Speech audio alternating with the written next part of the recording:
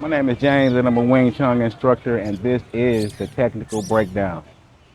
Right now I want to go over the Wing Chun Pak Sau. That way you ain't got to go nowhere else. You're going to get all the full understanding and insight. So by the time you leave this video, you're going to know everything you need to know about the Wing Chun Pak Sau. So let's get into it.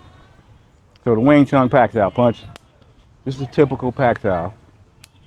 So for everybody to understand the Pak Sau, in every other art, we consider this the parry hand. Boxing, parry. To go to the beginning in Wing Chun,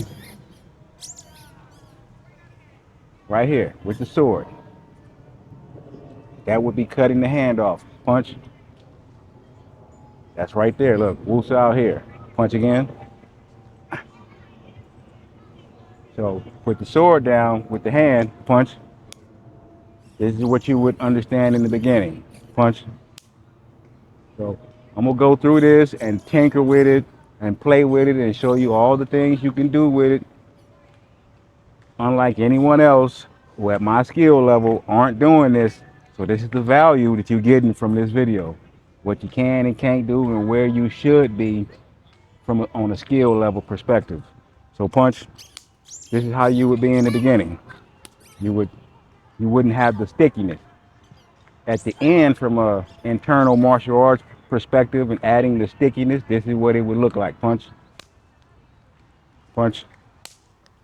See how I stick and catch the punch, meaning that a punch can be caught in a fight. Punch. So 9 out of 10 times I can catch this punch. And we're not talking about the tan sauce, so you understand the level of technical skill that this goes to. Punch. I can always catch it. Punch. 9 times out of 10, I'm gonna get him. So back to the Pak Sau. As the skill level go up, punch, then you deflect. Going up in skill again, punch, into joint locks. And understanding leverage of the 4 ounces where he's off balance. And I understand the fulcrum that I'm holding him in. And he's on the edge of teetering. So I have full control of him with 4 ounces of control. Going further up the skill level with the Pak Sau and how your hands are coordinated to work together. So in Tai Chi, this posture is called mother and brother, or mother and father, or brother, mother and brother, or whatever it's called. It's this. So this is a technique in itself. That when you add it to your Wing Chun punch, this is how you get to the joint locks because of this 2-hand coordination into the lock or whatever I want to change it to. So what else can I tell you about the Pak Sau? In all variations of it, this way, sideways, this way. So now we're getting into the palm positions of how it packs off. So if he stabbed low, see, lower Pak Sau, lower palm. You gotta know how to rotate and pivot your palm to get to these positions. And this is the coordination of both hands working together. One of the most important aspects of being a Wing Chun practitioner is having dual control of both hemispheres of your brain to become ambidextrous. So I say that you have to have full control of each hand at the same time. So when this hand is packing, it has to be perfectly doing what it's supposed to be doing to get high precision.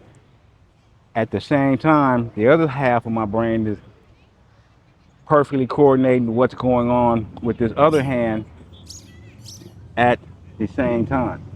So I'm doing 2 things at the same time perfectly. That is where you want to be as a Wing Chun practitioner. So in all the techniques, he punched, this hand goes here, and it gives me options for all type of locks. all type of different things I could do to change, have seamless changes, hands seamless. So when you punch, I can constantly change from different things according to what he gives me to what I feel. It doesn't matter at my face, high Pak Sau, mid Pak Sau.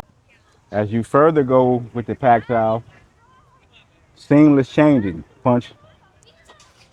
This change, this seamlessness, punch again, that is a technique in itself that you have to rep out and become good at, because if you're not seamless and you don't have the coordination, you're fumbling all over the place. So this is a practice in itself. Low,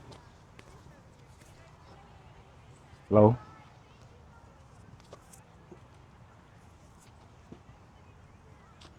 Another thing about the Pak Sau, like everything else, the forward intent of the Pak Sau, I base my theory on how I train and teach my students the theory of escaping.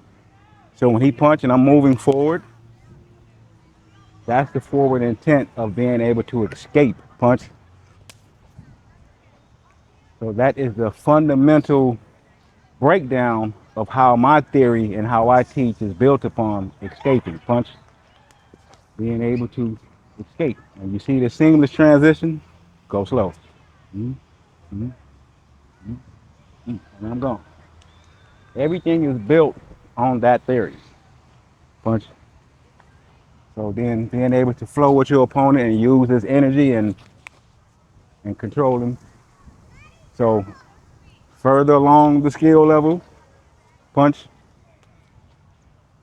Even if he comes in and he has perfect balance, I can still pull him off balance with 4 ounces. See, I take him just that much, punch. Mm-hmm. Even though you're trying to brace, I can still Right. pull you off balance just enough to do other things. So that's the full breakdown of the Pak Sau. Check out these playlists right here on Joint Locks. Check out this playlist right here on where you need to start your journey in Wing Chun. And I'll catch you guys on the next one.